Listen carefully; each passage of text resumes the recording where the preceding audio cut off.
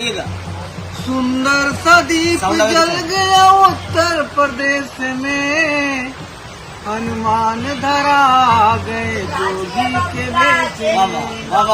सजने संवरने का सभी को वक्त मिल गया, है होठों पे मुस्कान कमल फूल खिल गया। कलेश होगा दूर जो मोदी है देश में, सुंदर सा दीप जल गया उत्तर प्रदेश में। स्वभाव से विकास के लिए प्रतिबद्ध डबल इंजन सरकार की सेवा, समर्पण और संवेदनशील कार्यशैली से यशस्वी प्रधानमंत्री नरेंद्र मोदी जी की प्रेरणा से आज उत्तर प्रदेश में संचालित है विश्व स्तरीय शैक्षिक संस्थान, जहां युवाओं को मिल रही है गुणवत्ता युक्त शिक्षा।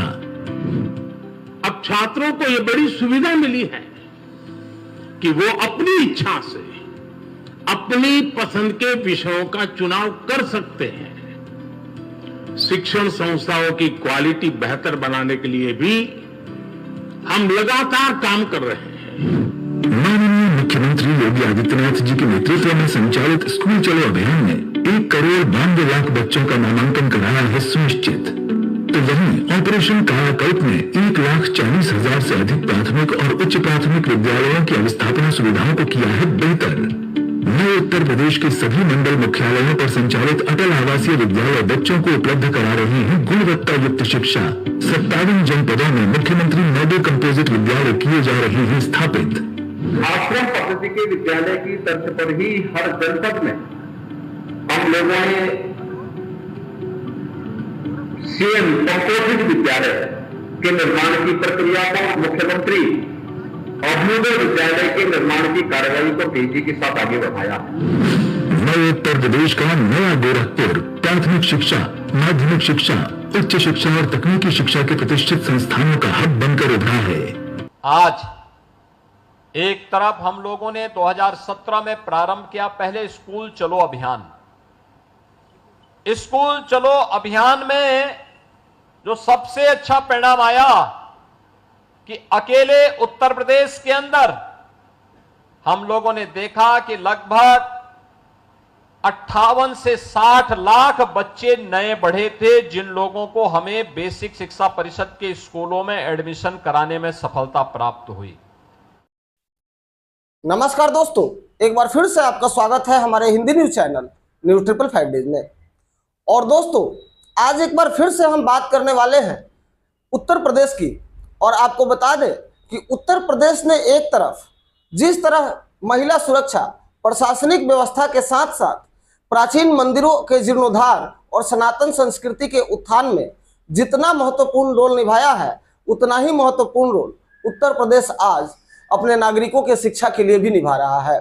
दोस्तों, आपको बता दें कि निपुण भारत मिशन के अंतर्गत बेसिक शिक्षा विभाग, अशोक लीलैंड लिमिटेड एवं लर्निंग लीक्स फाउंडेशन द्वारा रोड टू स्कूल कार्यक्रम के प्रथम चरण के शुभारंभ में गोरखपुर में उत्तर प्रदेश के मुख्यमंत्री योगी आदित्यनाथ स्वयं शामिल हुए। उन्होंने शिक्षा के क्षेत्र में अपने राज्य के वासियों को संबोधित किया और अपने उपलब्धियों के बारे में बताई। यही नहीं, उत्तर प्रदेश के मुख्यमंत्री योगी आदित्यनाथ ने विभिन्न क्षेत्रों के आई लड़कियों को, बालिकाओं को पुरस्कृत भी किए और उनके ढांढस को बढ़ाया। दोस्तों, आपको बता दें कि मौजूदा अगर कुछ वर्षों पहले की बात करें तो उत्तर प्रदेश की शिक्षा व्यवस्था की रीढ़ ही चरमरा चुकी थी। दोस्तों, हालात ये थे कि दूसरे राज्यों से छात्र जो पास नहीं करते थे, वो उत्तर प्रदेश के सीमावर्ती भागों से पास करने के लिए ही उत्तर प्रदेश से आकर फॉर्म भर दिया करते थे। लेकिन आज उत्तर प्रदेश की शिक्षा व्यवस्था एक मिसाल बन चुकी है। और आपको एक आंकड़े बता दूं जो आश्चर्यजनक है। विगत 2017 से लेकर आज तक लगभग 60 लाख बच्चों ने प्राथमिकी विद्यालयों में अपना नामांकन कराया है। यह इस बात का परिचायक है कि उत्तर प्रदेश के सरकारी स्कूल धीरे धीरे जनता के भरोसाओं को जीत रहे हैं। यही नहीं, आपको बता दें कि उत्तर प्रदेश में बालिकाओं, पिछड़े और अत्यंत पिछड़ों के लिए 1100 रुपये प्रति छात्र विभिन्न सुविधाओं के तौर पर दिए जा रहे हैं, जिसमें स्वेटर, ड्रेस, जूते, बैग इत्यादि के मूल्य शामिल है।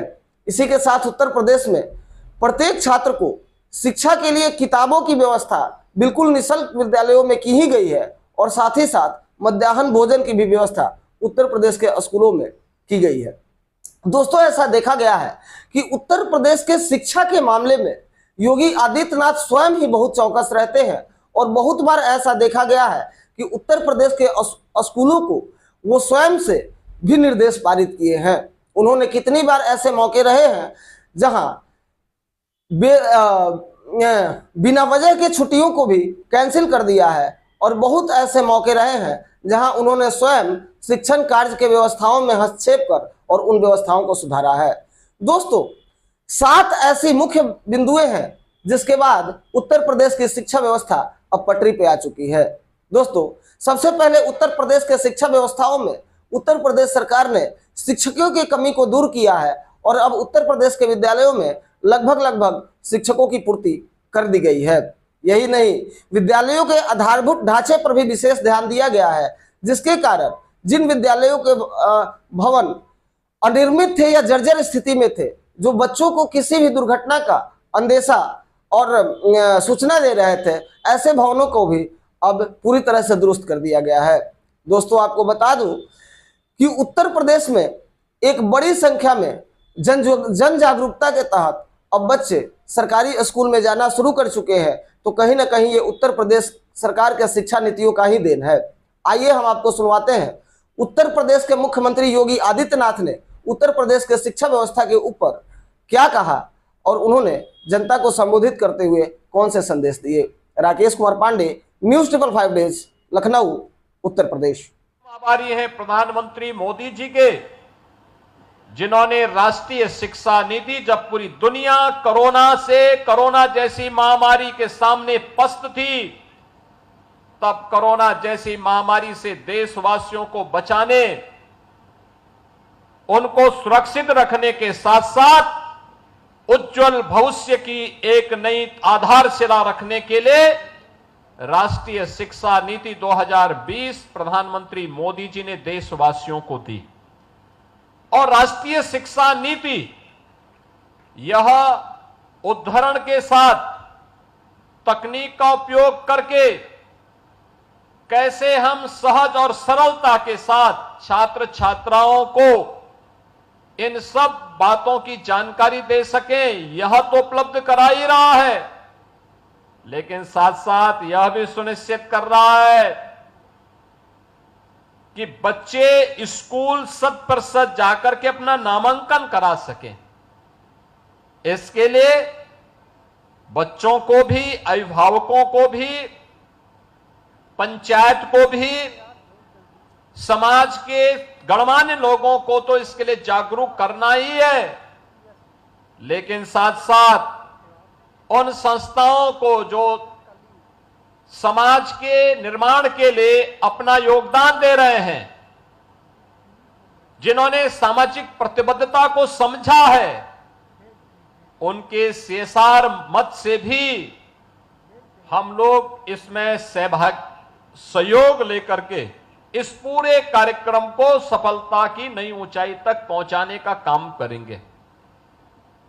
और मुझे प्रसन्नता है, यद्यपि 2017 से विद्यालयों में जो बच्चे पहले तो एडमिशन नहीं ले पाते हैं, एडमिशन लेते हैं तो उसमें से आधे बच्चे ऐसे होते थे एडमिशन लेने के बाद फिर स्कूल नहीं जाते थे। अगर किसी ने तीसरी, चौथी या 5वीं क्लास पास कर ली तो उसके बाद वो 6ठी क्लास में एडमिशन नहीं ले पाता था। 6ठी, 7वीं, 8वीं क्लास भी उसने पास कर ली तो 9वीं में एडमिशन नहीं लेता था। यानी परिणाम क्या था कि 9वीं क्लास में एडमिशन लेने वालों की संख्या पहली क्लास में एडमिशन लेने वालों की संख्या की तुलना में आधी रह जाती थी। हाई स्कूल के बाद जब सीनियर सेकेंडरी स्तर पर जाता था, इंटरमीडिएट के लिए आता था, उसमें भी कमी आ जाती थी और अंततः स्नातक करने वालों की संख्या 25 से 30% मात्र रह पाती थी और उसमें भी क्वालिटी का ध्यान नहीं दिया जाता था।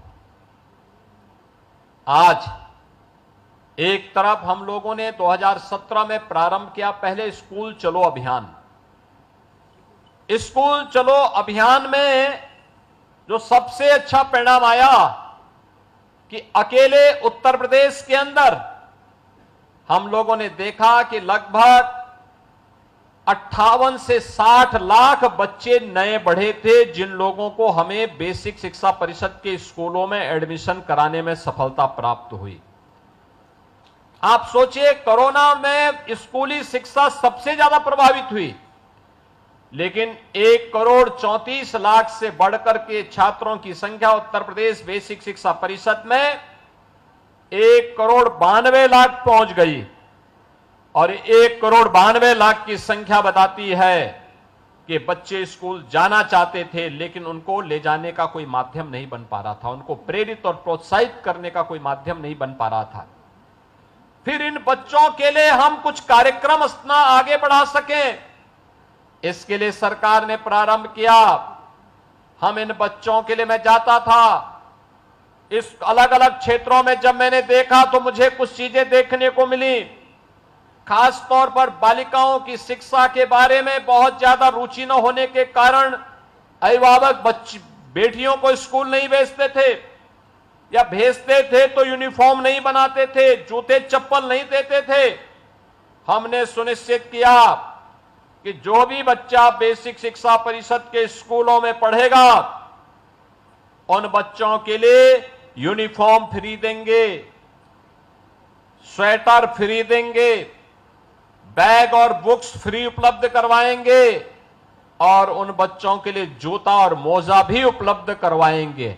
और मुझे प्रसन्नता है कि आज हमारी सरकार 1,200 रुपए इन छात्रों के लिए, यूनिफॉर्म के लिए, बैग, बुक्स और शूज के लिए उनके अभिभावक के खाते में सीधे भेज रही है, जिससे वह अपने बच्चों के लिए इस आवश्यकता की पूर्ति कर सके।